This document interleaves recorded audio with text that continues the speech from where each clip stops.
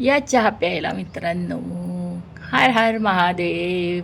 आता चहा पिऊन बघा मी आईकडे आले होते, तर हे पापड्या तिला करू लागले साबुदाण्याच्या, आणि अशा मस्त उन्हात ठेवल्यात खिडकीतच वाळवत.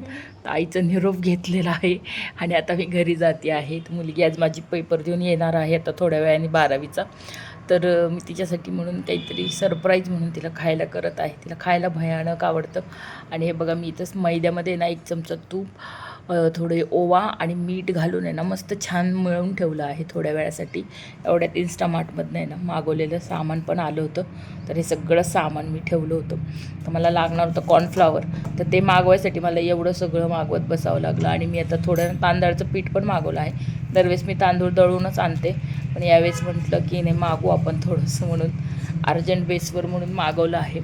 ते सगळं सामान जिथल्या तिथं ठेवून दिलं. आणि आता मस्त बटाटे उकडले होते सकाळीच, बटाट्याच्या साली काढून घेणार आहे. आणि मटार आपले, तर मी आज आहे ना तिच्यासाठी करणार होते मस्त खारे पॅटेस.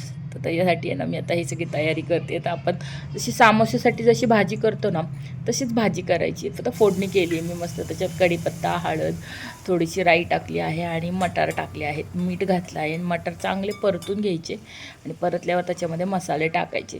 तर धणे पावडर टाकले मी, लाल मिरची पावडर, थोडा पावभाजी मसाला, आणि मस्त हलवून घ्यायचं. थोडंसं पाणी घालायचं याच्यामध्ये आणि एक छान अशी मोकळी वाफ वगैरे काढून घ्यायची.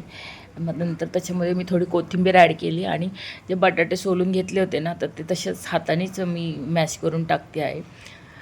तर आता हे बघा हे सगळे बटाटे मी घालून घेतलेत आणि मस्त हलवून घ्यायचं आहे छानपैकी. आणि मीठ टेस्ट करायची बटाटे घातल्यानंतर. थोडंसं व्हिनेगर घातलं होतं मी आणि थोडंशी साखर घातली होती टेस्ट बॅलन्स करायला. आणि आता हे पावभाजीच्या मॅशरने ना मी मस्त असं स्मॅश करून घेते.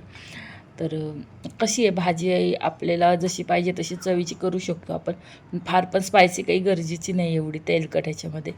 तर मी असं हे सगळं स्मॅश केलं आहे आणि बघा भाजी कशी छान मस्त सामोशाचं स्टफिंग असतं त्यासारखीच वाटते आहे ना. तर मस्त गार करायला ठेवली आहे मी. आणि आता त्याच्यात वाटीमध्ये थोडंसं तूप मेल्ट करून घेतलं आणि त्यात 2 चमचे कॉर्नफ्लॉवर घालून घेतले साठ्यासाठी. मैदा बघा थोडा लूज झाला आहे माझा, थोडा घट्ट मळायला पाहिजे. तर आता हे आम्ही पोळ्या लाटून घेते मैद्याच्या आपल्या. साधारण फार पातळ नाहीत आणि फार जाड पण नाहीत, मीडियम थिकनेसमध्ये पोळ्या लाटून घ्यायच्या आहेत. आणि अशा एकसारख्या मी 3-4 पोळ्या लाटून घेतल्या आहेत. तर या 3 झाल्या आहेत आणि एक पोळपाटावर ही 4थी पोळी आहे. आणि ह्याच्यावर आहे ना हा आपण तयार केलेला कॉर्नफ्लॉवरचा साठा तुपातला तो मस्त सगळ्या बाजूनी पसरून घ्यायचा आहे, छान भरपूर लावायचा आहे. आणि त्याच्यावर थोडंसं मैदा असं स्प्रिंकल करून घ्यायचं आहे आणि परत दुसरी पोळी टाकायची. आता प्रॉब्लेम काय झाला इथं की माझं स्टँड जरा खराब झालं आहे, त्याच्यामुळं मी हातातच एका हातात फोन धरून एका हाताने रेसिपी शूट करते. तर मग त्यामुळे तुम्हाला थोडंसं असं कॅमेरामध्ये विजिबल नीट नाही होणार, पण ते छान तुम्हाला समजेल ते.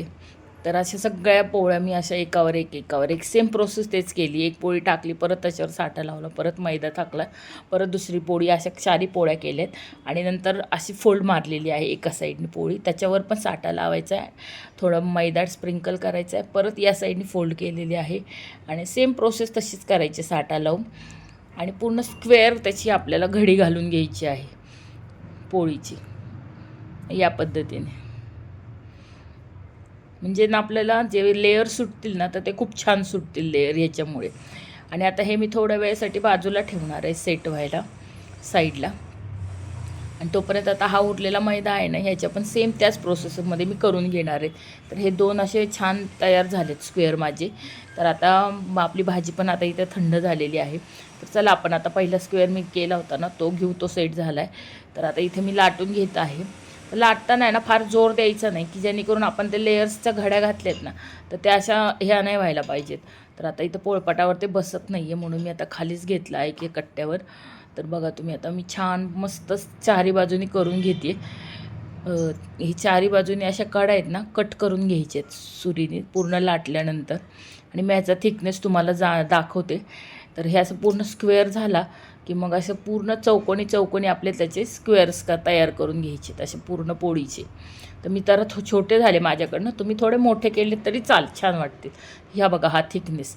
आणि आता मी खाली आले होते तर माझ्या भाचीला आणायसाठी, तिची व्हॅन येणार होती, जवळपास 3:30-4 झाले होते. तर तिला घेऊन आले आणि आता मी मस्त तेल ठेवले कढईमध्ये आणि हे सगळे केले. तर त्या गडबडीत ना माझं स्टफिंगचा व्हिडिओ शूट करायचा राहिला. तर गॅस आहे ना हा लो मिडियम फ्लेमवर ठेवायचा. जास्ती कडक तेल गरम नाही करायचं आणि हळूच त्याच्यामध्ये हे पॅटीस सोडायचे. जेवढे बसतात आहेत ना तेवढेच टाकायचे. जास्ती गर्दी नाही करायची कढईमध्ये. आणि ना लगेच टाकल्या हलवायला नाही जायचं. थोडंसं सेट होऊ द्यायचं. आणि बघा असं कसे छान लेअर सुटत आहेत. मी इथं फोक घेतला आहे हलवायसाठी. आणि नंतर तुम्ही ते हे करू शकता. तर बघा किती छान मस्त क्रिस्पी कलर यायला सुरुवात झालेली आहे. आणि दिसत आहेत पण ते क्रिस्पी लेअर पण छान सुटत आलेले आहेत. तर हे सगळे आहेत ना असं छान व्यवस्थित पद्धतशीर शांतपणे तळायला घ्यायचे. तेवढ्यात हा बघा काय पसारा आणि गोंधळ झाला माझ्याकडनं. आता मी हे आवरते. तुम्ही मस्त पॅटीस खा. लाईक सबस्क्राईब करा.